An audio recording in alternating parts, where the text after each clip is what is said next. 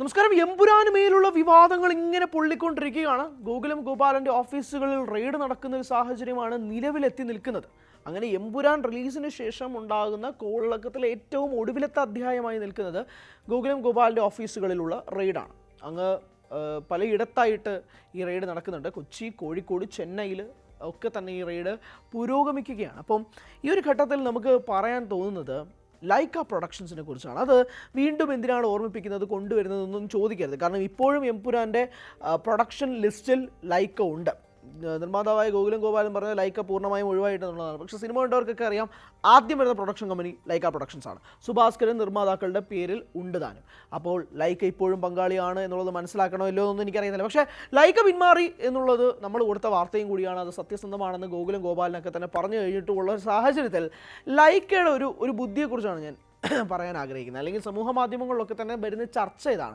എന്തുകൊണ്ട് ലൈക്ക പിന്മാറി എന്നൊന്നും ഞങ്ങൾക്ക് ഇപ്പം മനസ്സിലായി. ലൈക്ക എന്തുകൊണ്ടാണ് ഇത് മുൻകൂട്ടി കണ്ടിട്ട് ലൈക്ക കൃത്യമായി ബാക്കൗട്ട് ചെയ്തതാണ് എന്നുള്ളതാണ് മനസ്സിലാവുന്നത്. പല കോണിൽ നിന്നും പല ആംഗിളുകളിൽ നിന്നാണ് ലൈക്ക പ്രൊഡക്ഷൻസിനെ പറ്റി സംസാരങ്ങൾ നടക്കുന്നത്. അതിലേറ്റവും പ്രധാനപ്പെട്ട ഒരു ഫാക്ടർ ലൈക്ക കടക്കണിയിലാണ് എന്നുള്ളതാണ്. 5000 കോടിയോളം കടക്കണിയിൽ നിൽക്കുകയാണ് ലൈക്ക പ്രൊഡക്ഷൻസ്. അവരുടെ വമ്പൻ താരനിരയിൽ ഇറങ്ങിയ സിനിമകളെല്ലാം തന്നെ തിയേറ്ററുകളിൽ പരാജയമായിരുന്നു. അതുകൊണ്ട് തന്നെ എമ്പുരാൻ പോലൊരു സിനിമയെ ഏറ്റെടുക്കാനുള്ള സാമ്പത്തിക സ്ഥിതിയിൽ നിലവിൽ ലൈക്ക ഇല്ല എന്നുള്ളതായിരുന്നു റിലീസിന് മുൻപ് വരെ ഉണ്ടായിരുന്ന ഒരു ആംഗിൾ.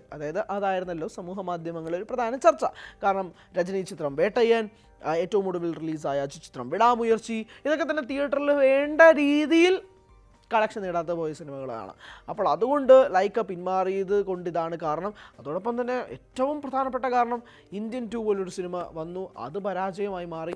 അങ്ങനെ തുടർച്ചയായി ലൈക്ക പ്രൊഡക്ഷൻസ് പരാജയത്തിലൂടെ പൊയ്ക്കൊണ്ടിരുന്നപ്പോൾ ഉണ്ടായ പ്രശ്നങ്ങൾക്ക് കാരണമാണ് എന്നൊക്കെ റിലീസിന് മുന്നേ പറഞ്ഞിരുന്നെങ്കിൽ പോലും ഈ റിലീസിന് ശേഷം മറ്റൊരു ആംഗിളാട്ടോ സമൂഹ മാധ്യമങ്ങൾ പറയുന്നത്. അതിന് ഏറ്റവും പ്രധാനപ്പെട്ട കാര്യം ഈ സിനിമയിൽ ഇതുപോലുള്ള പരാമർശങ്ങൾ അല്ലെങ്കിൽ ഒരു പാർട്ടിയെ മാത്രമായി ടാർഗറ്റ് ചെയ്യപ്പെടുന്നു. അല്ലെങ്കിൽ കേരളത്തിലെ 3 പാർട്ടികളെയും ആ സിനിമ സംസാരിക്കുന്നുണ്ട്. എന്തായാലും ഇത്രയും പ്രശ്നങ്ങളൊക്കെ നേരത്തെ മുൻകൂട്ടി കണ്ട് ബുദ്ധിമാനായ സുഭാസ്കരൻ നൈസായിട്ട് സിനിമയിൽ നിന്ന് മുങ്ങിയതാണ് എന്നുള്ളതാണ് ഒരു വിഭാഗം ആളുകൾ അഭിപ്രായപ്പെടുന്നത്. കൃത്യമായി ലൈക്ക പ്രൊഡക്ഷൻസ് ആദ്യമായി എടുത്ത ഒരു മികച്ച തീരുമാനം എമ്പുരാനിൽ നിന്നും പിന്മാറാനുള്ളതാണ്. കാരണം അവർക്ക് തലവേദന ഉണ്ടാക്കാത്ത രീതിയിലേക്ക് അവർ നൈസായിട്ട് സിനിമയിൽ നിന്ന് മാറി എന്നുള്ളതാണ് ഒരു വിഭാഗം ആളുകൾ പറയുന്നത് കേട്ടോ. അതാണ് ഇതിനകത്ത് ഞാൻ പറയാൻ ഉദ്ദേശിക്കുന്നത്. കാരണം നമ്മൾ പല കമൻസും എടുത്ത് നോക്കുമ്പോഴേക്കും ആളുകൾ അഭിപ്രായപ്പെടുന്നത് ലൈക്ക പിന്മാറാനുള്ളൊരു കാരണം ഇതാണ് എന്നുള്ളതാണ്. കാരണം അല്ലെങ്കിൽ ഇപ്പോൾ ഗോകുലം ഗോപാലൻ്റെ ഓഫീസുകളിൽ റെയ്ഡ് നടക്കുന്നത് പോലെ തന്നെ ലൈക്കയുടെ ഓഫീസുകളിലും